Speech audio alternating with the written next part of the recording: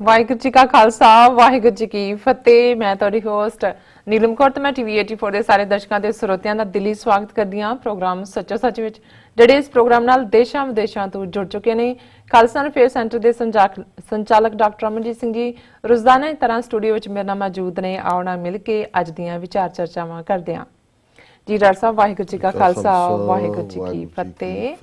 जी doctor साहब जी आया नु प्रोग्राम सचो सच विच बहुत शुक्रिया जी। डॉक्टर साहब अज 25 अप्रैल 2018 12 विसाख नानकशाही संमत 550 का दिन है। तो डॉक्टर साहब प्रोग्राम शुरू करने तो पहला असीं अपने दर्शकों ते श्रोतियां नूं हमेशा इस तरह दसीए व्यूअर्स जे तुसीं हक सच इंसाफ ते पैरा दिंदा इक्को एक चैनल TV 84 नूं देखना चाहते हो तो तुसीं देख सकते हो Spectrum cable, RCN cable, Bell 5 cable in Canada, roku, Jadoo box, शावा, फेसबुक, ग्लोबल सीपीन दी ऐप राही, TV 84 दी ऐप राही ऑनलाइन स्ट्रीमिंग ते तुसी TV 84 नूं देख सकते हो। व्यूअर्स जे तुसी TV 84 नाल जां प्रोग्राम सचो सच नाल फेसबुक राही जुड़े हो तां इस नूं वध तों वध लाइक करो ते शेयर करो। शुक्रिया, मेहरबानी जी। डॉक्टर साहब प्रोग्राम शुरू करदे हां। अज दे पहले अहम इशू दे नाल जी डॉक्टर साहब की कहना चाहोगे तुसी? देखो साडे उस संसार दे उस हिस्से जिथे साडी 5 दरियावां दी धरती है जी, ਜਦੋਂ ਅਸੀਂ ਪਰਿਵਾਰਕ ਤੌਰ ਤੇ ਗ੍ਰਸਥ ਦੇ ਵਿੱਚ ਦੇਖਦੇ ਹਾਂ ਤੇ ਜੇ ਉਸ ਨੂੰ 7-8 ਹਜ਼ਾਰ ਸਾਲ ਦੇ ਮਨੁੱਖੀ ਇਤਿਹਾਸ ਦੇ ਵਿੱਚ ਹੀ ਦੇਖੀਏ ਤੇ ਔਰਤਾਂ ਦੀ ਇੱਕ ਜਿਹੜੀ ਪਸੰਦੀਦਾ ਚੀਜ਼ ਸ਼ੁਰੂ ਤੋਂ ਜਦੋਂ ਈਵਨ ਉਹ ਕੇਵਸ ਚੋਂ ਵੀ ਬਾਹਰ ਨਿਕਲਿਆ ਮਨੁੱਖੀ ਸਮਾਜ, ਉਹ ਗਹਿਣੇ ਹੈ। ਉਹ ਬੇਸ਼ੱਕ ਕਦੇ ਪੱਥਰ ਦੇ ਬਣਾ ਕੇ ਪਾਏ ਹੋਣ, ਕਦੇ ਤਾਂਬੇ ਦੇ ਹੋਣ, ਚਾਂਦੀ ਦੇ ਹੋਣ, ਸੋਨੇ ਦੇ ਹੋਣ, ਔਰ ਅੱਜ ਵੀ ਜਿਹੜਾ ਸਾਰਾ ਕੁਝ ਹੈ ਉਹ ਇਸ ਦੇ ਨਾਲ ਜੁੜਿਆ ਹੋਇਆ ਹੈ। ਔਰ ਵੈਸਟਰਨ ਸੁਸਾਇਟੀ 'ਚ ਵੀ ਬੇਸ਼ੱਕ ਹੁਣ ਉਹ ਅਸਲੀ ਤੇ ਨਕਲੀ ਦੋਨੋਂ ਹੀ ਬਰਾਬਰ ਜਿਹੇ ਦਾ ਕੰਮ ਹੈ, ਲੇਕਿਨ ਅੱਜ ਵੀ ਭਾਰਤ ਦੇ ਵਿੱਚ ਜੇ ਅਸੀਂ ਦੇਖੀਏ ਤਾਂ ਸਭ ਤੋਂ ਜ਼ਿਆਦਾ ਜਿਹੜੀ ਇੰਪੋਰਟ ਹੁੰਦੀ ਹੈ ਉਹ ਗੋਲਡ ਦੀ ਹੁੰਦੀ ਹੈ। ਦੂਸਰੀ ਵੱਡੀ ਕੰਟਰੀ ਹੈ ਦੁਨੀਆ 'ਚ ਜਿਹੜੀ ਟਨਾਂ ਦੇ ਟਨ ਗੋਲਡ ਉੱਥੇ ਆਉਂਦਾ ਹੈ। ਪਰ ਮੇਰਾ ਇਹ ਵਿਸ਼ਾ ਨਾ ਤਾਂ ਸੋਨੇ ਦੀ ਕੀਮਤ ਨੂੰ ਲੈ ਕੇ ਹੈ, ਨਾ ਹੀ ਇਸ ਭਾਵ ਨਾਲ ਹੈ ਵੀ ਇੰਡੀਆ 'ਚ ਜਾਂ ਇਹ ਗੋਲਡ ਜਿਹੜਾ ਘਰਾਂ 'ਚ ਰੱਖਿਆ ਦਬਾਇਆ ਗਹਿਣੇ ਪਾਉਣੇ ਜਾਇਜ਼ ਨੇ ਕਿ ਨਹੀਂ, ਨਾ ਹੀ ਮੇਰਾ ਅੱਜ ਦਾ ਵਿਸ਼ਾ ਇਹ ਡਿਬੇਟ ਹੈ ਜੀ। ਲੇਕਿਨ ਇਹਦੇ 'ਚ ਕੋਈ ਸ਼ੱਕ ਨਹੀਂ ਹੈ ਕਿ ਬੇਸ਼ੱਕ ਇਹ ਡੌਰੀ ਜਾਂ ਦਾਜ ਦੀ ਰਸਮ ਨੂੰ ਅਸੀਂ ਕੰਡੈਮ ਕਰਦੇ ਹਾਂ ਆਲਵੇਜ਼, ਲੇਕਿਨ ਇਹ ਇੱਕ ਜਿਹੜਾ ਕਲਚਰ ਦਾ ਹਿੱਸਾ, ਤਹਿਜ਼ੀਬ ਦਾ ਹਿੱਸਾ ਬਣ ਕੇ ਆਇਆ। ਉਹਦੇ 'ਚ ਇੱਕ ਹਿੱਸਾ ਜ਼ਰੂਰ ਸੀ ਕਿ ਜਦੋਂ ਔਰਤਾਂ ਨੂੰ ਈਵਨ ਜ਼ਮੀਨ 'ਚੋਂ ਜਾਂ ਜਾਇਦਾਦ 'ਚੋਂ ਹੱਕ ਨਹੀਂ ਸੀ ਮਿਲਦਾ। ਇਹ ਬਹੁਤ ਰੀਸੈਂਟ ਹੈ ਜਦੋਂ ਕਿ ਕਾਨੂੰਨ ਬਣੇ ਨੇ। ਤੇ ਵਿਆਹ ਦੇ ਵੇਲੇ ਜਿਹੜਾ ਸੋਨਾ ਜਾਂ ਦਾਜ ਜਾਂ ਇਹ ਇੱਕ ਤਰੀਕੇ ਦੇ ਨਾਲ ਇਹ ਸੀ ਕਿ ਜਿਵੇਂ ਉਸ ਜਾਇਦਾਦ 'ਚੋਂ ਉਸ ਬੱਚੀ ਨੂੰ ਹਿੱਸਾ ਵੀ ਮਿਲੇ, ਔਰ ਦੂਸਰਾ ਸੀ ਕਿ ਉਹ ਆਪਣੀ ਜ਼ਿੰਦਗੀ ਜਿਹੜੀ ਹੈ ਆਰਾਮ ਨਾਲ ਗੁਜ਼ਾਰ ਉਹ ਸ਼ੁਰੂ ਕਰੇ। ਮੁੱਢਲੀਆਂ ਉਹਦੀਆਂ ਲੋੜਾਂ ਹੋਣ, ਭਾਵੇਂ ਉਹਨਾਂ ਜ਼ਮਾਨਿਆਂ 'ਚ ਕੋਈ ਮੰਜਾ, 2 ਕੁਰਸੀਆਂ ਜਾਂ ਇੱਕ ਅੱਧਾ ਕੁੱਕਰ ਤਾਂ ਨਹੀਂ ਸੀ ਹੁੰਦੇ, ਪਤੀਲੇ ਹੀ ਜਾਂ ਇੱਕ ਨਿੱਕਾ ਬਾਕਸ, ਸੰਦੂਕੜੀ ਇਹੀ ਸੀ। ਲੇਕਿਨ ਇੱਕ ਗੱਲ ਜਿਹੜੀ ਗੱਲ ਮੈਂ ਕਰਨੀ ਚਾਹੁੰਦਾ, ਉਸ ਤੋਂ ਪਹਿਲਾਂ ਮੈਂ ਇਸ ਨੂੰ ਇਸ ਪਿਛੋਕੜ 'ਚ ਦੇਖ ਰਿਹਾ ਕਿ ਗਹਿਣੇ ਜਿੱਥੇ ਔਰਤ ਨੂੰ ਹਮੇਸ਼ਾ ਆਪਣੇ ਸੱਜਣ ਫੱਬਨ ਸੋਹਣੇ ਲੱਗਣ ਇਸ ਦਾ ਵੀ ਇੱਕ ਹਿੱਸਾ ਸੀ, ਉਹ ਅਖੀਰਲੀ ਪੂੰਜੀ ਸੀ। ਜਦੋਂ ਘਰ ਦੇ ਵਿੱਚ ਵਿਆਹਤਾ ਜੀਵਨ 'ਚ ਕੋਈ ਕ੍ਰਾਈਸਿਸ ਵੀ ਹੁੰਦਾ ਸੀ, ਕੋਈ ਚੀਜ਼ ਤੁਸੀਂ ਕਰਜ਼ ਲਿਆ, ਕੋਈ ਦੂਸਰਾ ਲਿਆ, ਔਰ ਜਦੋਂ ਉਹਨਾਂ ਜ਼ਮਾਨਿਆਂ 'ਚ ਬਾਣੀਆਂ ਦੇ ਜ਼ਮਾਨੇ ਔਰ ਕਰਜ਼ ਵੀ ਜਦੋਂ ਤੁਸੀਂ ਲੈਂਦੇ ਸੀ, ਇਹਨਾਂ ਕੋਲ ਜ਼ਮੀਨ ਨਹੀਂ ਵੀ ਸੀ, ਉਹ ਟੂਮਾਂ ਜਾਂ ਗਹਿਣੇ ਜਾਂ ਵੰਗਾਂ ਉਹ ਜਿਹੜਾ ਸੋਨੇ ਦੀਆਂ ਉਹ ਗਿਰਵੀ ਰੱਖ ਕੇ ਜਾਂ ਉਸ ਨੂੰ ਜਿਹੜਾ ਉਹਦੇ ਕੋਲ ਬਾਣੀਏ ਕੋਲ ਰੱਖ ਕੇ ਉਸ ਦੇ ਪੈਸੇ, ਉਹ ਲਾਸਟ ਚੀਜ਼ ਹੁੰਦੀ ਸੀ। ਉਹ ਸਭ ਤੋਂ ਸ਼ਾਇਦ ਪੇਨਫੁਲ ਮੋਮੈਂਟ ਹੁੰਦੀ ਸੀ ਬੰਦੇ ਲਈ ਵੀ, ਉਹਦੇ ਲਈ ਸਭ ਤੋਂ ਇਹ ਇੱਕ ਉਹਦੀ ਫੇਲਿਅਰ ਹੁੰਦੀ ਸੀ ਕਿ ਜਦੋਂ ਔਰਤ ਆਪਣੇ ਗਹਿਣੇ ਲਾ ਕੇ ਸਾਹਮਣੇ ਰੱਖ ਦੇ ਜਾਂ ਅੰਦਰੋਂ ਲਿਆ ਕੇ ਸੰਦੂਕੜੀ 'ਚੋਂ ਕੱਢ ਕੇ ਦੇ ਦੇ ਕਿ ਬਈ ਇਸ ਤੰਗ ਦਸਤੀ ਕੋਲੋਂ ਆ ਲਓ, ਇਹਨੂੰ ਤੁਸੀਂ ਗਹਿਣੇ ਪਾ ਕੇ। ਹੁਣ ਜਦੋਂ ਸ਼ਬਦ ਵੀ ਅਸੀਂ ਜਿਹੜਾ ਉਸ ਨੂੰ ਕਹਿੰਦੇ ਹਾਂ ਕਿ ਗਹਿਣੇ ਪਾਏ, ਕਿ ਗਹਿਣੇ ਪਾ ਕੇ ਤੁਸੀਂ, ਉਹਦਾ ਮਤਲਬ ਹੀ ਇਹ ਸੀ ਕਿ ਗਹਿਣੇ ਹੀ ਸੀ ਸੋਨਾ ਜਿਹਦੇ ਅਗੇਂਸਟ ਤੁਹਾਨੂੰ ਜਿਹੜਾ ਹੈ ਉਹ ਪੈਸੇ ਮਿਲਦੇ ਸੀ, ਔਰ ਜਿਹਨੂੰ ਤੁਸੀਂ ਸ਼ਾਇਦ ਇਹ ਹੋਪ ਹੁੰਦੀ ਸੀ ਕਿ ਕੋਈ ਨਹੀਂ, ਮੇਰੇ ਜਦੋਂ ਦਿਨ ਸਾਡੇ ਫਿਰੇ ਅਸੀਂ ਇਹਨੂੰ ਛਡਾ ਲਾਂਗੇ, ਇਸ ਤੋਂ ਦੁੱਗਣੇ ਲੈ ਕੇ ਦੇਾਂਗੇ। ਪਰ ਮੈਂ ਜਦੋਂ ਅੱਜ ਇਹ ਖਬਰ ਦੇਖੀ ਕਿ ਵੀ ਇੱਕ ਪਾਸੇ ਤਾਂ ਗ੍ਰਸਤ ਜੀਵਨ ਦੇ ਵਿੱਚ ਗਹਿਣੇ ਦਾ ਦੇਣਾ ਜਾਂ ਉਸ ਨੂੰ ਗਿਰਵੀ ਰੱਖਣਾ ਜਾਂ ਗਹਿਣੇ ਪਾਉਣਾ, ਇਹ ਸਭ ਤੋਂ ਦੁਖਦਾਈ ਮੂਮੈਂਟ ਸੀ। ਤੇ ਜਦੋਂ ਅਸੀਂ ਰਾਜ ਸ਼ਕਤੀ ਦੀ ਗੱਲ ਕਰਦੇ ਹਾਂ, ਪੋਲੀਟੀਕਲ ਪਾਵਰ ਦੀ ਗੱਲ ਕਰਦੇ ਹਾਂ, ਜੀ ਬੇਸ਼ੱਕ ਸਿੱਖ ਧਰਮ 'ਚ ਕੋਈ ਰਾਜਿਆਂ ਰਾਣੀਆਂ ਦਾ ਕਨਸੈਪਟ ਨਹੀਂ ਹੈ, ਔਰ ਅਸੀਂ ਜਦੋਂ ਪਹਿਲੇ ਸਿੱਖ ਰਾਜ ਦੀ ਗੱਲ ਕਰਦੇ ਹਾਂ, ਬਾਬਾ ਬੰਦਾ ਸਿੰਘ ਬਹਾਦਰ ਨੇ ਜਿਸ ਦੀ ਸ਼ੁਰੂਆਤ ਕੀਤੀ, ਸੋ ਜ਼ਾਹਰ ਹੈ ਕਿ ਉਹ ਗੁਰੂ ਦੇ ਨਾਂ ਤੇ ਹੀ ਸੀ। ਔਰ ਇਹ ਗੱਲ ਜ਼ਾਹਰ ਸੀ ਕਿ ਜਿਹੜਾ ਸਿੱਕਾ ਵੀ ਚੱਲਿਆ, ਸਿੱਕਾ ਜ਼ਦ ਬਰ ਹਰ ਦੋ ਆਲਮ, ਤੇਗ ਨਾਨਕ ਵਾਹਬ ਅਸਤ, ਫਤਿਹ ਗੋਬਿੰਦ ਸਿੰਘ ਸ਼ਾਹੇ ਸ਼ਾਹਾਂ, ਫਜ਼ਲ ਸੱਚਾ ਸਾਹਿਬ ਅਸਤ। ਜੀ ਪਰ ਅਸੀਂ ਜੇ ਇਸ ਸਾਰੀ ਹਕੀਕਤ ਨੂੰ ਦੇਖੀਏ ਕਿ ਜਦੋਂ ਤੱਕ ਬੰਦਾ ਸਿੰਘ ਬਹਾਦਰ ਦਾ ਰਾਜ ਆਉਂਦਾ ਹੈ, ਚਲਾ ਜਾਂਦਾ ਹੈ, 1715 ਦੇ ਵਿੱਚ ਉਹਨਾਂ ਦੀ ਗ੍ਰਿਫਤਾਰੀ ਹੁੰਦੀ ਹੈ, 1716 ਸ਼ਹਾਦਤ, ਫਿਰ ਲੰਬਾ ਵਕਤ ਪਰਸੀਕਿਊਸ਼ਨ ਦਾ ਦੌਰ ਹੈ, ਜ਼ੁਲਮ ਦਾ ਦੌਰ ਹੈ, ਫਿਰ ਸਿੱਖ ਮਿਸਲਾਂ ਦਾ ਦੌਰ ਹੈ, 12 ਮਿਸਲਾਂ। ਜੀ ਉਹਨਾਂ ਚੋਂ 12 ਮਿਸਲਾਂ ਚੋਂ ਦਲ ਖਾਲਸਾ ਦੀ ਇੱਕ ਸਾਡੀ ਜਮਾਤ ਨਿਕਲਦੀ ਹੈ, ਉਸ ਦੇ ਮੁਖੀ ਸਰਦਾਰ ਜੱਸਾ ਸਿੰਘ ਆਹਲੂਵਾਲੀਆ, ਜਿਹੜਾ ਲਾਹੌਰ 1762 ਦੇ ਵਿੱਚ ਬਾਅਦ 1783 ਦਿੱਲੀ ਫਤਿਹ ਕਰਦੇ ਨੇ। ਉਹਨਾਂ ਨੂੰ ਸੁਲਤਾਨ ਉਲ ਕੌਮ, ਕੌਮ ਦਾ ਸੁਲਤਾਨ ਜਿਹੜਾ ਇਹ ਖਿਤਾਬ ਮਿਲਦਾ ਹੈ। ਔਰ ਅਲਟੀਮੇਟਲੀ ਲਾਹੌਰ ਦੇ ਉੱਤੇ 1799 ਚ ਭੰਗੀ ਸਰਦਾਰਾਂ ਤੋਂ ਲਾਹੌਰ ਮਹਾਰਾਜਾ ਰਣਜੀਤ ਸਿੰਘ ਲੈਂਦੇ ਨੇ, ਔਰ 1849 ਤੱਕ ਸਿੱਖ ਰਾਜ, ਜਿਸ ਦਾ ਸਰਕਾਰੀ ਨਾਂ ਸਰਕਾਰੇ ਖਾਲਸਾ ਜੀਓ ਹੈ, ਉਸ ਨੂੰ ਲਾਹੌਰ ਦਰਬਾਰ ਵੀ ਕਿਹਾ ਜਾਂਦਾ ਹੈ। ਸੋ ਜ਼ਾਹਰ ਹੈ ਕਿ ਜਦੋਂ ਮਹਾਰਾਜੇ ਦਾ ਕਨਸੈਪਟ ਆਇਆ ਤੇ ਫਿਰ ਮਹਾਰਾਣੀ ਦਾ ਕਨਸੈਪਟ ਵੀ ਆਇਆ, ਬਿਲਕੁਲ, ਔਰ ਕੁਈਨ। ਔਰ ਜਿਵੇਂ ਅੱਜ ਵੀ ਜਦੋਂ ਅਸੀਂ ਹੁਣ ਯੂਰਪ ਦੇ ਵਿੱਚ ਪ੍ਰਿੰਸ ਜਿਹੜਾ ਹੈ ਉਸ ਦੇ ਅੱਗੋਂ ਬੱਚਾ ਹੋਇਆ, ਮੁੰਡਾ ਹੋਇਆ, ਅੱਜ ਵੀ ਦੁਨੀਆ ਦੇ ਵਿੱਚ ਜਦੋਂ ਕਿ ਕੋਈ ਰਾਜਿਆਂ ਰਾਣੀਆਂ ਦਾ ਯੁੱਗ ਨਹੀਂ ਰਿਹਾ ਤੇ ਉਸ ਦੀ ਪਿਕਚਰ ਦੇ ਉੱਤੇ ਹੀ ਮਿਲੀਅਨਸ ਜਿਹੜੇ ਨੇ ਲੋਕ ਆ ਰਹੇ ਨੇ ਕਿ ਬੱਚੇ ਦੀ ਸ਼ਕਲ ਕਿਵੇਂ ਹੈ, ਕੀ ਹੈ। ਉਹ ਰਾਜੇ ਰਾਣੀਆਂ ਅੱਜ ਵੀ ਇੰਗਲੈਂਡ ਭਾਵੇਂ ਨੋਮੀਨਲੀ ਰਹਿ ਗਿਆ, ਅੱਜ ਵੀ ਇੰਗਲੈਂਡ ਦੇ ਡਾਲਰ ਹੋਣ, ਕੈਨੇਡਾ ਦੇ ਹੋਣ, ਜਿੱਥੇ ਜਿੱਥੇ ਡੋਮੀਨੀਅਨ ਸਟੇਟਸ ਨੇ, ਉਹ ਰਾਣੀ ਦੀ ਫੋਟੋ ਵਾਲਾ ਹੀ ਡਾਲਰ ਨੇ। ਜੀ ਸੋ ਜ਼ਾਹਰ ਹੈ ਕਿ ਜਦੋਂ ਸਾਡਾ ਵੀ ਜਿਹੜਾ ਕਨਸੈਪਟ ਹੈ ਉਹ ਅਲਟੀਮੇਟਲੀ ਮਹਾਰਾਜਗੀ ਵੱਲ ਚਲਾ ਗਿਆ, ਤੇ ਫਿਰ ਜਿਹੜੀ ਇਤਿਹਾਸ ਦੇ ਵਿੱਚ ਉਸ ਦੌਰ 'ਚ ਜਿਹਨੇ ਜਿਸ ਦਾ ਦੁੱਖ ਵੀ ਹੈ, ਜਿਵੇਂ ਸੋਹਣ ਸਿੰਘ ਸੀਤਲ ਦੀ ਲਿਖਤ ਦੁਖੀ ਹੈ ਮਾਂ ਪੁੱਤ, ਜਦੋਂ ਅਸੀਂ ਦੇਖਦੇ ਹਾਂ ਕਿ ਵੀ ਬਹੁਤ ਵਾਰੀ ਅਸੀਂ ਗ੍ਰੀਕ ਟ੍ਰੈਜੇਡੀ ਦੀ ਗੱਲ ਕਰਦੇ ਹਾਂ, ਪਰ ਜੇ ਇਤਿਹਾਸ ਦੇ ਵਿੱਚ ਅਸਲੀਅਤ ਦੇ ਵਿੱਚ ਟ੍ਰੈਜੇਡੀ ਦੇਖਣੀ ਹੋਏ ਤੇ ਉਹ ਫਿਰ ਮਹਾਰਾਣੀ ਜਿੰਦ ਕੌਰ ਹੈ, ਮਹਾਰਾਣੀ ਜਿੰਦ ਹੈ। ਕਿਉਂਕਿ ਜਦੋਂ ਤੁਸੀਂ ਦੇਖਦੇ ਹੋ ਕਿ ਪਹਿਲਾਂ ਇੱਕ ਹੰਬਲ ਬਿਗਨਿੰਗ ਤੋਂ ਮਹਾਰਾਣੀ ਤੱਕ ਪਹੁੰਚਣਾ, ਉਹਨਾਂ ਦੇ ਪਿਤਾ ਮੰਨਾ ਸਿੰਘ ਔਲਖ ਮਹਾਰਾਜਾ ਰਣਜੀਤ ਸਿੰਘ ਦੇ ਘੋੜਿਆਂ ਦੇ ਜਿਹੜੇ ਤਬੇਲੇ ਨੇ ਉਸ ਦੇ ਇੰਚਾਰਜ ਸੀ ਜੀ, ਔਰ ਉਸ ਲੈਵਲ ਤੋਂ ਉਹਨਾਂ ਦੀ ਬੱਚੀ ਦਾ ਰਣਜੀਤ ਸਿੰਘ ਦੇ ਨਾਲ ਆਨੰਦ ਕਾਰਜ ਹੋਣਾ, ਜਦੋਂ ਕਿ ਉਹ ਬਹੁਤ ਯੰਗ ਸੀ, ਅਜੇ ਉਮਰ ਦਾ ਵੱਡਾ ਫਰਕ ਸੀ।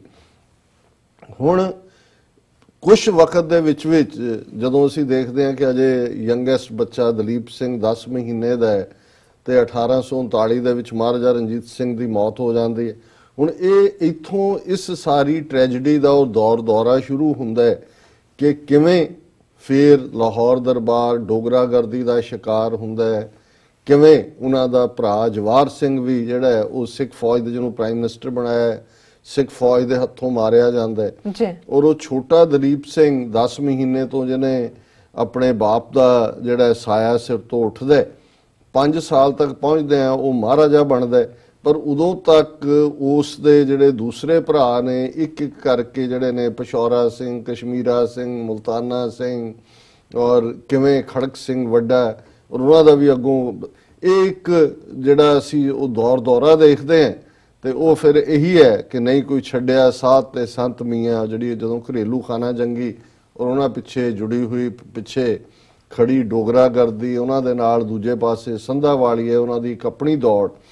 ਸੋ ਉਸ ਸਾਰੇ ਚੋਂ ਉਹ ਪੀਰੀਅਡ ਆ ਜਾਂਦਾ ਹੈ ਕਿ ਇਹ ਛੋਟੀ ਉਮਰ ਦੀ ਮਹਾਰਾਣੀ ਜਿੰਦਾ ਔਰ ਇਹ 5 ਸਾਲ ਦਾ ਉਹਦਾ ਪੁੱਤਰ ਦਲੀਪ ਸਿੰਘ, ਉਹ ਉਸ ਦੀ ਜਿਹੜੀ ਬਣ ਕੇ ਇੰਚਾਰਜ ਤੇ ਉਸ ਨੂੰ ਮਹਾਰਾਜਗੀ ਦਾ ਤਖਤ ਦਲੀਪ ਸਿੰਘ ਨੂੰ ਮਿਲਦਾ। ਔਰ ਇਹ 1846 ਦਾ ਪੀਰੀਅਡ ਹੈ ਜਦੋਂ ਕਿ ਫਿਰ ਪਹਿਲੀ ਜਿਹੜੀ ਹੈ ਅੰਗਰੇਜ਼ਾਂ ਦੇ ਨਾਲ ਜੰਗ, ਉਹਦੇ ਇੱਕ ਵੱਖਰੇ ਕਾਰਨ ਔਰ ਕਿਸ ਅੰਦਾਜ਼ ਦੇ ਵਿੱਚ ਅੰਗਰੇਜ਼ ਜਿਹੜੇ ਕਿ ਬਾਹਰ ਬੈਠੇ ਸਾਜ਼ਿਸ਼ਾਂ ਕਰ ਰਹੇ ਸੀ, ਡੋਗਰਿਆਂ ਨੂੰ ਨਾਲ ਲਾਇਆ ਹੋਇਆ ਸੀ। ਇਹ ਇੱਕ ਵੱਖਰੀ ਕਹਾਣੀ ਜੀ। ਲੇਕਿਨ ਫਿਰ ਕਿਵੇਂ ਪਹਿਲੀ ਅੰਗਰੇਜ਼ ਸਿੱਖ ਜੰਗ ਤੋਂ ਬਾਅਦ ਇਹਨੂੰ ਜੰਗ ਹਿੰਦ ਪੰਜਾਬ ਸ਼ਾਹ ਮੁਹੰਮਦ ਨੇ ਕਿਹਾ, ਅੰਗਰੇਜ਼ ਆ ਕੇ ਲਾਹੌਰ ਬਹਿ ਜਾਂਦੇ ਨੇ। ਹੁਣ ਉਹਨਾਂ ਦੀ ਇੰਟੈਂਟ ਤਾਂ ਸਿੱਖ ਰਾਜ ਹੜੱਪਣਾ ਸੀ। 1.5 ਲੱਖ ਮੁਰੱਬਾ ਮੀਲ ਜਿਹੜਾ ਦਰਾ ਖੈਬਰ ਤੋਂ ਲੈ ਕੇ ਤਿੱਬਤ ਤੱਕ ਤੇ ਸ਼ਿਕਾਰਪੁਰ ਸਿੰਧ ਤੋਂ ਲੈ ਕੇ ਸਤਲੁਜ ਦੇ ਪਾਣੀਆਂ ਤੱਕ, ਲੁਧਿਆਣੇ ਤੱਕ, ਜੀ, ਉਹ ਸਾਰੇ ਨੂੰ ਉਹਨਾਂ ਨੇ ਹੜੱਪਣ ਦੇ ਲਈ ਕਿਵੇਂ ਸਾਜ਼ਿਸ਼ਾਂ ਰਚੀਆਂ। ਉਹਨਾਂ ਨੇ ਬਹੁਤ ਸਾਰੇ ਜਿਹੜੇ ਲਾਹੌਰ ਦਰਬਾਰ ਦੇ ਸਰਦਾਰ ਸਨ, ਅਖੌਤੀ ਜਿਹੜੇ ਮਿਸਲਦਾਰ ਵੱਡੇ ਵੱਡੇ ਜਿਨ੍ਹਾਂ ਨੂੰ ਰਣਜੀਤ ਸਿੰਘ ਨੇ ਨਵਾਜਿਆ ਹੋਇਆ ਸੀ, ਉਹ ਸਾਰੇ ਉਹਨਾਂ ਨੇ ਹੱਥ 'ਚ ਕਰ ਲਏ। ਇੱਕ ਅੱਧੇ ਨੂੰ ਛੱਡ ਕੇ ਹਰੀ ਸਿੰਘ ਨਲੂਏ ਦੀ ਫੈਮਿਲੀ ਜਾਂ ਸ਼ਾਮ ਸਿੰਘ ਅਟਾਰੀ ਦਾ ਇੱਕ ਅੱਧਾ ਜਿਹੜਾ ਭਰਾ ਜਿਹੜਾ ਇੱਧਰ ਆ, ਬਾਕੀ ਸਾਰੇ ਅੰਗਰੇਜ਼ਾਂ ਦੇ ਨਾਲ ਰਲ ਗਏ। ਯੂਪੀ ਦੇ ਵਿੱਚ ਬੜੀਆਂ ਬੜੀਆਂ ਉਹਨਾਂ ਨੂੰ ਬਾਅਦ ਦੇ ਵਿੱਚ ਨਵਾਜਿਆ, ਸ਼ੂਗਰ ਮਿਲਜ਼, ਔਰ ਉਹਨਾਂ ਦੀਆਂ ਲੰਬੀਆਂ ਕਹਾਣੀਆਂ ਨੇ ਵੀ ਕਿਸ ਅੰਦਾਜ਼ ਦੇ ਵਿੱਚ ਉਹਨਾਂ ਨੇ ਕੀਤਾ। ਮਹਾਰਾਣੀ ਜਿੰਦਾ ਜਿਸ ਨੂੰ ਸਭ ਤੋਂ ਵੱਧ ਅੰਗਰੇਜ਼ਾਂ ਨੇ ਬਦਨਾਮ ਕੀਤਾ, ਜਦੋਂ ਅਸੀਂ ਕਰੈਕਟਰ ਅਸੈਸੀਨੇਸ਼ਨ ਕਹਿੰਦੇ ਹਾਂ, ਔਰ ਖਾਸ ਤੌਰ ਤੇ ਅੱਜ ਵੀ ਜਿਹੜੀਆਂ ਬੀਬੀਆਂ ਸਿਆਸਤ 'ਚ ਨੇ ਜਾਂ ਦੂਜੀਆਂ ਨੇ, ਜੇ ਤੁਸੀਂ ਉਹਨਾਂ ਨੂੰ ਬਦਨਾਮ ਕਰਨਾ ਹੈ ਉਹਨਾਂ ਦੇ ਆਚਰਣ ਦੇ ਉੱਤੇ, ਔਰ ਉਹਨੂੰ ਇਵੇਂ ਜਦੋਂ ਅਸੀਂ ਦੇਖਦੇ ਹਾਂ ਕਿ ਇੰਨੀ ਕੁ ਮਿਸ ਇਨਫੋਰਮੇਸ਼ਨ ਹੈ ਕਿ ਉਸ ਦਾ ਈਵਨ ਅਸਰ ਜਿਹੜਾ ਅੰਗਰੇਜ਼ਾਂ ਨੇ ਸਾਰੀ ਮਿਸ ਇਨਫੋਰਮੇਸ਼ਨ ਕੀਤੀ ਕਿ ਈਵਨ ਸ਼ਾਹ ਮੁਹੰਮਦ ਵਰਗਾ ਜਿਸ ਦਾ ਅਦਰਵਾਈਜ਼ ਜੰਗ ਹਿੰਦ ਪੰਜਾਬ ਜਿਹੜਾ ਉਸ ਦੀ ਲਿਖਤ ਹੈ, ਜੰਗਨਾਮਾ ਹੈ, ਉਹ ਬੜਾ ਐਕੂਰੇਟ ਹੈ ਜੰਗ ਦੇ ਲਿਹਾਜ਼ ਨਾਲ। ਪਰ ਮਹਾਰਾਣੀ ਜਿੰਦਾਂ ਬਾਰੇ ਈਵਨ ਉਹਨੇ ਵੀ ਟਪਲਾ ਖਾਦਾ। ਇਸ ਕਿਸਮ ਦਾ ਅੰਗਰੇਜ਼ਾਂ ਦਾ ਉਹ ਸਾਰਾ ਮਾਹੌਲ ਸਿਰਜਿਆ ਹੋਇਆ ਸੀ ਕਿ ਇਵੈਂਚੁਅਲੀ ਉਹਨੇ ਵੀ ਆਪਣੇ ਜੰਗਨਾਮੇ ਦੇ ਵਿੱਚ ਜਿੰਦਾ ਨੂੰ ਸਾਜ਼ਿਸ਼ੀ ਦੱਸਿਆ, ਅੰਗਰੇਜ਼ਾਂ ਦੇ ਨਾਲ ਜਿਹੜਾ ਸਿੱਖ ਫੌਜ ਨੂੰ ਤਬਾਹ ਕਰਨ ਲਈ ਅੰਗਰੇਜ਼ਾਂ ਦੇ ਉੱਤੇ ਹਮਲੇ ਦੀ ਗੱਲ ਕਰਵਾਈ। ਔਰ ਦੂਸਰਾ ਲੇਕਿਨ ਜਦੋਂ ਅਸੀਂ ਉਹਨਾਂ ਦੀਆਂ ਖੁਫੀਆ ਰਿਪੋਰਟਾਂ ਦੇਖਦੇ ਹਾਂ ਲਾਹੌਰ ਦਰਬਾਰ ਨਾਲ ਸੰਬੰਧਿਤ ਅੰਗਰੇਜ਼ਾਂ ਦੀਆਂ, ਤੇ ਉਹਨਾਂ ਦੇ ਵਿੱਚ ਇਹ ਹੈ ਕਿ ਸ਼ੀ ਇਜ਼ ਦਾ ਓਨਲੀ ਮੈਨ ਇਨ ਦਾ ਲਾਹੌਰ ਦਰਬਾਰ, ਕਿ ਉਹ ਇੱਕੋ ਇੱਕ ਮਰਦ ਹੈ। ਜ਼ਾਹਰ ਹੈ ਕਿ ਉਹਨੇ ਐਕਸੈਪਟ ਨਹੀਂ ਕੀਤਾ। ਉਹਨੇ ਇੱਥੋਂ ਤੱਕ ਜਦੋਂ ਮਾਂ ਪੁੱਤਰ ਨੂੰ ਸੈਪਰੇਟ ਕੀਤਾ ਜਾਂਦਾ ਔਰ ਬਾਅਦ 'ਚ ਪਹਿਲਾਂ ਸ਼ੇਖੂਪੁਰੇ 'ਚ ਮਹਾਰਾਣੀ ਜਿੰਦਾ ਨੂੰ ਕੈਦ ਕੀਤਾ ਜਾਂਦਾ ਹੈ, ਫਿਰ ਉਹਨੂੰ ਯੂਪੀ ਦੇ ਵਿੱਚ ਲਿਜਾ ਕੇ ਚਿਨਾਰ ਦੇ ਕਿਲ੍ਹੇ 'ਚ ਰੱਖਿਆ ਜਾਂਦਾ ਹੈ, ਜਿੱਥੋਂ ਵਣਜਾਰਨ ਦੇ ਭੇਸ 'ਚੋਂ ਨਿਕਲ ਕੇ ਨੇਪਾਲ ਪਹੁੰਚਦੀ ਹੈ। ਔਰ 13-14 ਸਾਲ ਉੱਥੇ ਗੁਜ਼ਾਰਨ ਤੋਂ ਬਾਅਦ ਅਖੀਰਲਾ ਸਾਲ 2 ਸਾਲ ਆਪਣੇ ਪੁੱਤਰ ਦੇ ਨਾਲ ਉਹਦੇ ਰਹਿਣ ਦਾ ਹੁੰਦਾ ਹੈ। ਪਰ ਉੱਥੇ ਵੀ ਭਾਵੇਂ ਉਹ ਫਰੇਲ ਹੈ, ਬਿਲਕੁਲ ਜਿਹੜੀ ਹੈ ਉਹ ਸੁੱਕ ਕੇ ਤੀਲਾ ਹੈ, ਅੱਖਾਂ ਦੀ ਨਜ਼ਰ ਬਹੁਤ ਸਾਰੀ ਜਾ ਚੁੱਕੀ ਹੈ, ਪਰ ਆਪਣੇ ਪੁੱਤਰ ਨੂੰ ਇੰਨੇ ਸਾਲਾਂ ਦੇ ਵਿਛੋੜੇ ਤੋਂ ਬਾਅਦ ਵੀ, ਮਿਲਣ ਤੋਂ ਬਾਅਦ ਉਹਨੂੰ ਸਿੱਖੀ ਵੱਲ ਵੀ ਪ੍ਰੇਰਦੀ ਹੈ, ਕਿਉਂਕਿ ਅੰਗਰੇਜ਼ ਉਹਨੂੰ ਈਸਾਈ ਬਣਾ ਕੇ ਇੰਗਲੈਂਡ ਲੈ ਗਏ ਸੀ। ਉਹਨੂੰ ਇਹ ਵੀ ਦੱਸਦੀ ਹੈ ਵੀ ਕਿੱਡਾ ਵੱਡਾ ਧੋਖਾ ਹੋਇਆ, ਤੇਰਾ ਕਿੰਨਾ ਵੱਡਾ ਰਾਜ ਸੀ, ਔਰ ਈਵਨ ਤੇਰੀ ਨਿੱਜੀ ਜਾਇਦਾਦ ਜਿਹੜੀ ਹੈ, ਜਿਹੜੀ ਕਿ ਪਿਤਾ ਪੁਰਖੀ ਚੱਲ ਰਹੀ ਸੀ, ਉਹ ਵੀ ਇਹਨਾਂ ਨੇ ਹੜੱਪੀ ਹੈ।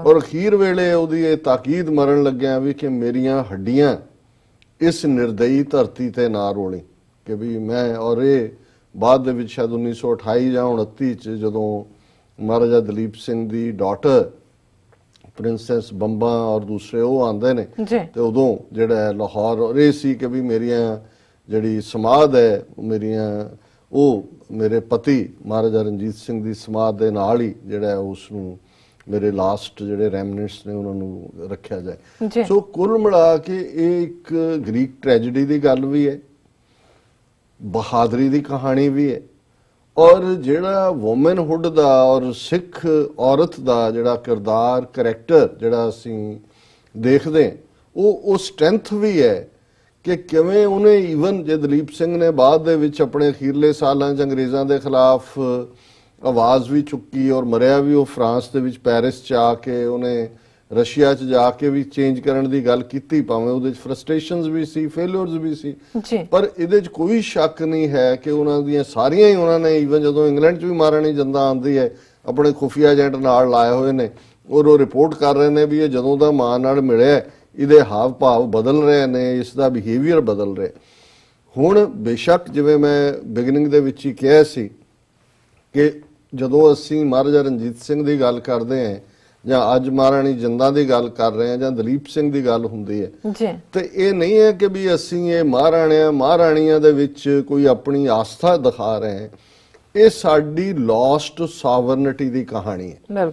ਸਾਡੀ ਗਵਾਚੀ ਬਾਦਸ਼ਾਹਤ ਦੀ ਕਹਾਣੀ ਹੈ ਸਿੱਖ ਕੌਮ ਦੀ, ਕਿਉਂਕਿ ਇਹ ਸੋਵਰਨਿਟੀ ਸਰਕਾਰੇ ਖਾਲਸਾ ਜੀਓ ਕਲੈਕਟਿਵ ਸਾਡੀ ਇੱਕ ਸਦੀ ਦੀ ਸਟਰਗਲ ਸੀ। ਫਿਰ ਅੰਗਰੇਜ਼ਾਂ ਨੇ ਕਿਵੇਂ 1846 ਦੇ ਵਿੱਚ ਬਾਅਦ ਚ ਇਹ ਲਾ ਕੇ ਵੀ ਇਹ ਪੁੱਤਰ ਨੂੰ ਭੜਕਾ ਰਹੀ ਹੈ, ਉਹਨੂੰ ਅੱਡ ਕੀਤਾ, ਗ੍ਰਿਫਤਾਰ ਕੀਤਾ, ਪੁੱਤਰ ਨਾਲ ਉਹ ਵਿਛੋੜਿਆ, ਫਿਰ ਪੁੱਤਰ ਨੂੰ 11 ਸਾਲ ਦੀ ਉਮਰ 'ਚ ਪੰਜਾਬ ਤੋਂ ਦੂਰ ਕੀਤਾ, ਕਦੇ ਵਾਪਸ ਯੂਪੀ 'ਚ 3-4 ਸਾਲ ਰੱਖ ਕੇ ਈਸਾਈ ਬਣਾ ਕੇ ਇੰਗਲੈਂਡ ਲਿਆਏ, ਉਹ ਵੱਖਰੀ ਕਹਾਣੀ ਹੈ।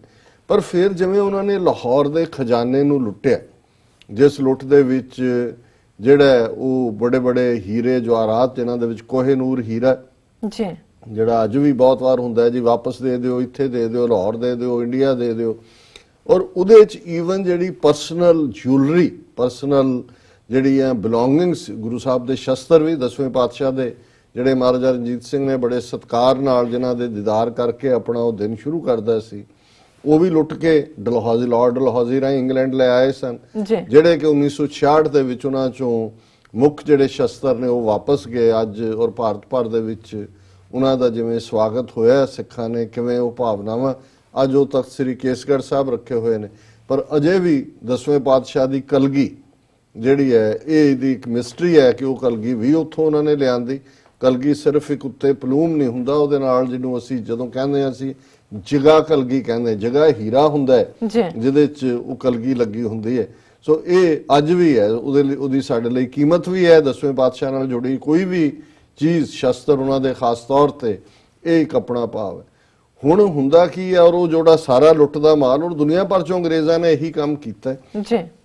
ਇਹ ਸਾਡਾ ਹੈਰੀਟੇਜ ਹੈ, ਸਾਡਾ ਜਿਸ ਨੂੰ ਤੁਸੀਂ ਕਹਿੰਦੇ ਹੋ ਕਿ ਵਿਰਸਾ। ਔਰ ਜਦੋਂ ਵੀ ਵਿਰਸੇ ਦੀ ਗੱਲ ਹੁੰਦੀ ਹੈ ਉਦੋਂ ਤਾਂ ਸਾਡਾ ਕੋਈ ਕੰਟਰੋਲ ਨਹੀਂ ਸੀ। ਗੱਦਾਰੀਆਂ ਦਾ ਇੱਕ ਦੌਰਾ ਸੀ, ਅੰਗਰੇਜ਼ਾਂ ਦਾ ਹੱਥ ਉੱਤੇ ਹੋਇਆ, ਉਹਨਾਂ ਨੇ ਲੁੱਟਿਆ, ਕੁੱਟਿਆ, ਮਾਰਿਆ, ਜੋ ਵੀ ਕੀਤਾ। ਔਰ ਅੱਜ ਬਹੁਤ ਕੁਝ ਮਿਊਜ਼ੀਅਮਸ ਦੇ ਵਿੱਚ ਪਿਆ, ਕੋਈ ਐਲਬਰਟਾ ਮਿਊਜ਼ੀਅਮ 'ਚ ਹੈ, ਕੋਈ ਵਿਕਟੋਰੀਆ ਮਿਊਜ਼ੀਅਮ 'ਚ ਹੈ। ਲੋਕ ਦੇਖਦੇ ਨੇ, ਭਾਵਕ ਵੀ ਹੁੰਦੇ ਨੇ, ਕਈਆਂ ਨੂੰ ਯਾਦ ਵੀ ਆਉਂਦਾ ਹੈ ਕਿ ਵੀ ਸਾਡਾ ਵਿਰਸਾ। ਇਹ ਵੀ ਮੰਗ ਹੋ ਰਹੀ ਹੈ ਕਿ ਦਲੀਪ ਸਿੰਘ ਜਿਹਨੂੰ ਉੱਥੇ ਦਫਨਾਇਆ ਇੰਗਲੈਂਡ ਦੇ ਵਿੱਚ, ਉਹਦੀ ਈਡਨ ਜਿਹੜੀ ਸਟੇਟ ਸੀ, ਉਹਦੇ ਜਿਹੜੇ ਨੇ ਰਿਮੇਨਸ ਉਹ ਵਾਪਸ ਲਿਆ ਕੇ ਸਿੱਖ ਮਰਿਆਦਾ ਨਾਲ ਸੰਸਕਾਰ ਕੀਤਾ ਜਾਏ। ਇੱਕ ਵੱਖਰੀ ਮੰਗਾਂ ਨੇ। ਪਰ ਅੱਜ ਮਤਲਬ ਇਹ ਸਾਰੇ ਦੀ ਜਿਹੜੀ ਮੇਰੇ ਮਨ ਦੇ ਵਿੱਚ ਇੱਕ ਟੀਸ ਵੀ ਉੱਠੀ, ਆਪਣੇ ਆਪ ਨੂੰ ਇਹ ਵੀ ਲੱਗਾ ਕਿ ਵੀ ਇੱਕ ਜਦੋਂ ਗ੍ਰਸਤੀ ਆਪਣੀ ਔਰਤ ਤੋਂ ਗਹਿਣੇ ਮੰਗਦਾ ਹੈ ਜਾਂ ਔਰਤ ਲਿਆ ਕੇ ਗਹਿਣੇ ਉਹਦੇ ਸਾਹਮਣੇ ਰੱਖਦੀ ਹੈ ਕਿ ਵੀ ਇਹ ਤੂੰ ਰੱਖ ਦੇ ਗਿਰਵੀ ਤੇ ਲੈ, ਉਹ ਕਿੰਨੀਆਂ ਪੇਨਫੁਲ ਮੋਮੈਂਟਸ ਹੁੰਦੀਆਂ। 1846 'ਚ ਕੀ ਹੋਇਆ, 1849 'ਚ ਸਿੱਖ ਰਾਜ, ਉਹਦੇ ਤੇ ਸਾਡਾ ਕੋਈ ਕੰਟਰੋਲ ਨਹੀਂ ਹੈ। ਪਰ ਅੱਜ ਜਦੋਂ ਇਹ ਨਿਊਜ਼ ਸਾਰੇ ਹੀ ਜਿਹੜਾ ਬ੍ਰਿਟਿਸ਼ ਮੀਡੀਆ 'ਚ ਵੀ ਔਰ ਸਾਡੇ ਸਾਊਥ ਏਸ਼ੀਅਨ ਮੀਡੀਆ 'ਚ ਵੀ ਆਈ, ਸਿੱਖ heritage goes under the hammer. ਜਦੋਂ ਆਕਸ਼ਨ ਕੀਤੀ ਜਾਂਦੀ ਹੈ ਕਿਸੇ ਚੀਜ਼ ਦੀ ਤਾਂ ਜ਼ਾਹਰ ਹੈ ਕਿ ਹੈਮਰ ਦੇ ਨਾਲ ਉਹਦੀ ਬੋਲੀ ਲਾਈ ਜਾਂਦੀ ਹੈ। ਨਹੀਂ, ਕਈ ਵਾਰੀ ਹੁਣ ਉਹ ਟੈਲੀਫੋਨਾਂ ਤਾਂ ਹੀ ਹੁੰਦਾ ਹੈ, ਤੇ ਅੰਡਰ ਦਾ ਹੈਮਰ ਦਾ ਮਤਲਬ ਇਹ ਹੈ ਕਿ ਬੋਲੀ 'ਚ ਮੈਕਸਿਮਮ ਜਿਹੜਾ ਬੋਲੀ ਕਿਹਨੇ ਦਿੱਤੀ ਉਸ ਨੂੰ ਉਹ ਚੀਜ਼ ਦਿੱਤੀ ਜਾਂਦੀ ਹੈ। ਸਿੱਖ heritage goes under the hammer. ਹੁਣ ਇਹ ਸਾਡਾ ਵਿਰਸਾ ਹੈਮਰ ਦੇ ਥੱਲੇ ਗਿਆ। ਮਹਾਰਾਣੀ ਜਿੰਦਾ's earrings fetch rupees 1.6 crore in London auction. ਹੁਣ ਜਿਹੜਾ ਇਹ ਉਸ ਦੀਆਂ ਈਅਰਰਿੰਗਸ ਦਰਸ਼ਕ ਦੇਖ ਰਹੇ ਨੇ ਸਕਰੀਨ ਦੇ ਉੱਤੇ, ਜਿਹੜੇ ਉਸ ਦੀਆਂ ਕੰਨਾਂ ਦੀਆਂ ਵਾਲੀਆਂ ਜਿਹੜੀਆਂ ਉੱਥੋਂ 골ਡ ਦੀਆਂ ਇਹ ਲਿਆਏ ਅੰਗਰੇਜ਼ ਲੁੱਟ ਕੇ, ਉਹ ਅੱਜ 1,75,000 ਪਾਉਂਡ ਦੇ ਵਿੱਚ ਜਿਹੜਾ ਭਾਰਤੀ ਕਰੰਸੀ 'ਚ 1.6 ਕਰੋੜ ਰੁਪਈਆ ਵਿਕਦਾ ਬਣਦਾ, ਉਸ ਦੇ ਵਿੱਚ ਵਿਕੀਆਂ, ਆਕਸ਼ਨ ਹੋਈਆਂ। ਕਿਉਂਕਿ ਕਿਨੇ ਆਕਸ਼ਨ ਦੇ ਵਿੱਚ ਦਿੱਤਾ ਉਹ ਗੁਪਤ ਰੱਖਿਆ ਜਾਂਦਾ, ਉਹਦਾ ਨਾਂ ਨਹੀਂ ਆਇਆ ਹੈ। ਲੇਕਿਨ ਉਹਦੇ 'ਚ ਜਿਹੜਾ Oliver White Bonhams, head of Islamic and Indian art, said these gold earrings are a powerful reminder of a courageous woman who endured the loss of her kingdom and persecution and privation with great dignity and fortitude। कि भाई ये ਸਧਾਰਨ earrings ਨਹੀਂ ਨੇ, ਔਰ ਜਿੰਨਾ ਕੋ expect ਵੀ ਨਹੀਂ ਸੀ ਕਰਦੇ। ਉਹਨਾਂ ਦੀ ਐਕਸਪੈਕਟੇਸ਼ਨ ਸੀ ਕਿ 15-20 ਹਜ਼ਾਰ ਪਾਉਂਡ ਦੀਆਂ ਜਾਣਗੀਆਂ, ਕਿਉਂਕਿ ਕਿੰਨਾ ਕੁ ਉਸ ਦੀ ਅੱਜ ਦੇ ਪੀਰੀਅਡ 'ਚ। ਲੇਕਿਨ 1,75,000 ਪਾਉਂਡ 'ਚ ਰੀਜ਼ਨ ਮਹਾਰਾਣੀ ਜਿੰਦਾ ਕਿ ਬਈ ਇਹ ਸਧਾਰਨ ਈਅਰਿੰਗਸ ਨਹੀਂ ਨੇ, ਕੋਈ ਉਸ ਬਹਾਦਰ ਔਰਤ ਦੀਆਂ ਈਅਰਿੰਗਸ ਨੇ ਜਿਹਨੇ ਕਰੇਜ ਦੇ ਨਾਲ, ਫੋਰਟੀਟਿਊਡ ਦੇ ਨਾਲ, ਜਿਨ੍ਹਾਂ ਨੂੰ ਉਹਨਾਂ ਦੀਆਂ ਡਾਇਰੀਆਂ ਕਹਿੰਦੀਆਂ ਨੇ she is the only man in the Lahore court. ਔਰ ਉਹਦੇ ਚ ਉਹਨਾਂ ਨੇ ਕਿਹਾ ਕਿ ਵੀ the earrings were part of a collection plundered by the British Army when she was deposed in 1846. The items then confiscated and brought to London included the Kohinoor diamond and Timur ruby। ਇਹ ਬੌਨਹਾਮਜ਼ Wikipedia ਤੋਂ ਹੈ। ਔਰ ਫਿਰ ਅੱਗੇ ਸਾਰੀ ਉਹੀ ਖਬਰ ਹੈ ਜਿਹੜੀ ਮੈਂ ਆਲਰੇਡੀ ਡਿਸਕਸ ਕੀਤੀ ਹੈ ਵੀ ਪਹਿਲਾਂ ਉਹਨਾਂ ਨੇ ਇਹ ਐਸਟੀਮੇਟ ਕੀਤਾ ਸੀ ਕਿ ਵੀ ਕਿ ਇਹ 20,000 ਤੋਂ 30,000 ਪਾਉਂਡ ਦੇ ਵਿੱਚ ਵਿਕਣਗੀਆਂ ਜਦੋਂ ਤੁਸੀਂ ਕਰਦੇ ਹੋ ਜੀ, ਲੇਕਿਨ 1,75,000 ਪਾਉਂਡ ਚ ਵਿਕਣ ਦੀ ਗੱਲ ਹੋਈ। ਫਿਰ ਉਹਨਾਂ ਨੇ ਐਂਡ ਚ ਕਿਹਾ ਕਿ ਵੀ the impressive price paid for these beautiful pieces of jewelry conveys their significance।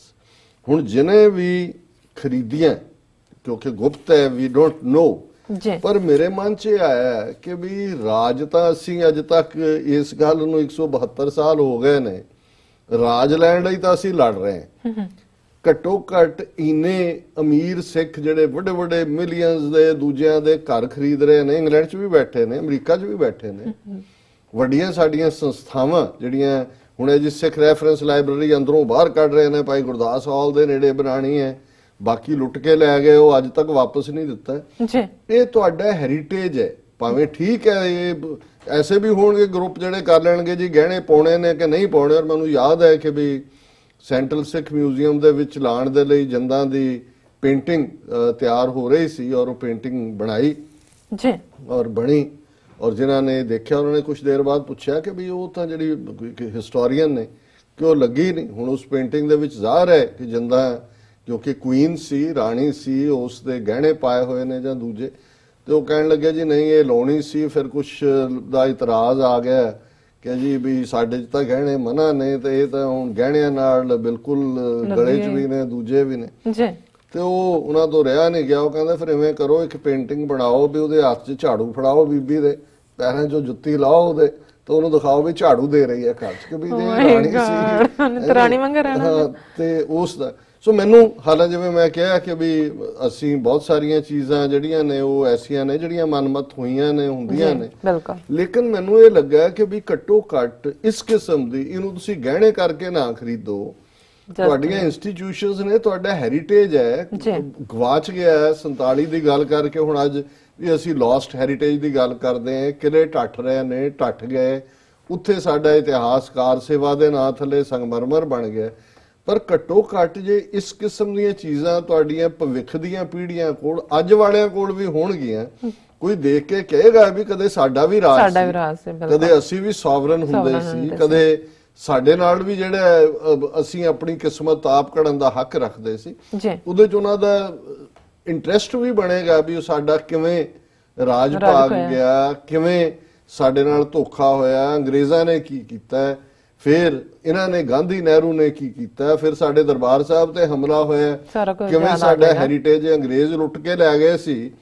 ਜੇਤੂ ਇਹੀ ਕਰਦੇ ਨੇ ਕਿ ਉੱਥੋਂ ਸਭ ਕੁਝ ਲੁੱਟ ਕੇ ਲੈ ਆਏ, ਤੇ ਫਿਰ ਜੋ ਕੁਝ ਜੂਨ 84 ਦੇ ਹਮਲਾਵਰਾਂ ਨੇ ਕੀਤਾ ਉਹ ਵੀ ਸਾਡਾ ਲੁੱਟ ਕੇ ਖਜ਼ਾਨਾ, ਇਤਿਹਾਸਕ ਖਜ਼ਾਨਾ ਲੈ ਗਏ।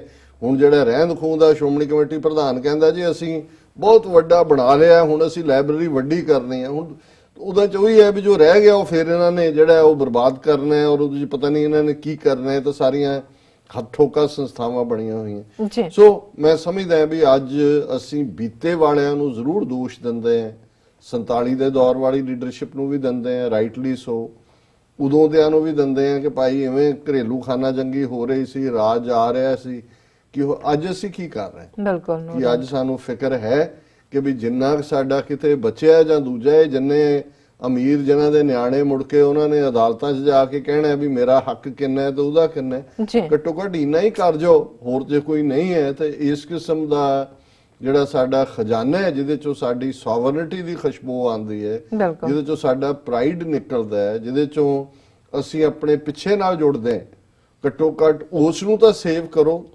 ਇੰਨਾ ਕੰਮ ਤਾਂ ਇਹ ਧਰਾੜ ਕੋਈ ਇਹਨਾਂ ਨੇ ਖਾਲਿਸਤਾਨ ਲਈ ਤਾਂ ਨਹੀਂ ਦੇਣਾ, ਜਾਂ ਇਹਨਾਂ ਨੂੰ ਨਹੀਂ ਲੱਗਦਾ ਕਿ ਵੀ ਇਹ ਟੱਕਰ ਲੈਣ ਦੀ ਸਮਰੱਥਾ ਰੱਖਦੇ ਨੇ, ਇੰਨੀ ਸ਼ੋਭਾ ਹੀ ਕਰਾ ਲਓ।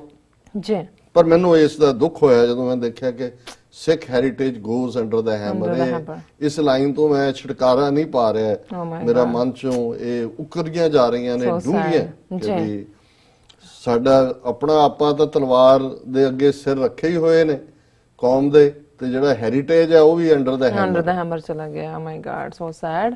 ਇੱਥੇ ਲੈਣੇ ਬ੍ਰੇਕ ਤੋਂ ਪਹਿਲਾਂ ਅਸੀਂ ਆਪਣੇ ਦਰਸ਼ਕਾਂ ਤੇ ਸਰੋਤਿਆਂ ਨੂੰ ਅਪੀਲ ਤੇ ਬੇਨਤੀ ਕਰਦੀ ਹੈ ਵਿਊਅਰਸ, ਜਿਸ ਤਰ੍ਹਾਂ ਕਿ ਤੁਸੀਂ ਜਾਣਦੇ ਹੋ ਕਿ ਟੀਵੀ 84 ਇੱਕ ਐਸਾ ਚੈਨਲ ਹੈ ਜਿਹੜਾ ਕਿ ਮਨੁੱਖੀ ਹੱਕਾਂ ਦਾ ਪਹਿਰੇਦਾਰ ਹੈ। ਟੀਵੀ 84 ਸਿੱਖਾਂ, ਕਸ਼ਮੀਰੀਆਂ ਅਤੇ ਭਾਰਤ ਦੀਆਂ ਨਾਰਥ ਈਸਟ ਸਟੇਟਾਂ ਦੇ ਲੋਕਾਂ ਦੇ ਸਵੈ ਨਿਰਣੇ ਦੇ ਹੱਕਾਂ ਦਾ ਹਾਮੀ ਹੈ। ਅਸੀਂ ਚਾਹਾਂਗੇ ਕਿ ਤੁਸੀਂ ਟੀਵੀ 84 ਦੀ ਚੜ੍ਹਦੀ ਕਲਾ ਲਈ ਵੱਧ ਤੋਂ ਵੱਧ ਡੋਨੇਟ ਕਰੋ। ਡੋਨੇਟ ਕਰਨ ਲਈ ਸਾਡੀ ਵੈਬਸਾਈਟ tv84.tv ਤੇ ਜਾ ਕੇ ਪੇਪਲ ਦੀ ਵਰਤੋਂ ਕਰਕੇ ਵਨ ਟਾਈਮ ਡੋਨੇਟ ਕਰ ਸਕਦੇ ਹੋ, ਮੰਥਲੀ ਡੋਨੇਟ ਵੀ ਕਰ ਸਕਦੇ ਹੋ। ਤੁਸੀਂ ਟੀਵੀ 84 ਦੇ ਨਾਮ ਤੇ ਚੈੱਕ ਬਣਾ ਕੇ ਸਾਨੂੰ ਮੇਲ ਵੀ ਕਰ ਸਕਦੇ ਹੋ। ਸਾਡੇ ਇਸ ਪਤੇ ਤੇ 36-01 37th Avenue, Long Island City, New York 11101 USA, ਜਾਂ ਫਿਰ ਤੁਸੀਂ ਫੋਨ ਰਾਹੀਂ ਸਾਨੂੰ ਸੰਪਰਕ ਕਰ ਸਕਦੇ ਹੋ 5164060694। Thank you so much viewers, ਤੁਸੀਂ ਨਾਲ ਇਸ ਤਰ੍ਹਾਂ ਬਣੇ ਰਹਿਣਾ। ਮਿਲਦੇ ਹਾਂ ਆਫਟਰ ਦਿਸ ਸ਼ਾਰਟ ਬ੍ਰੇਕ।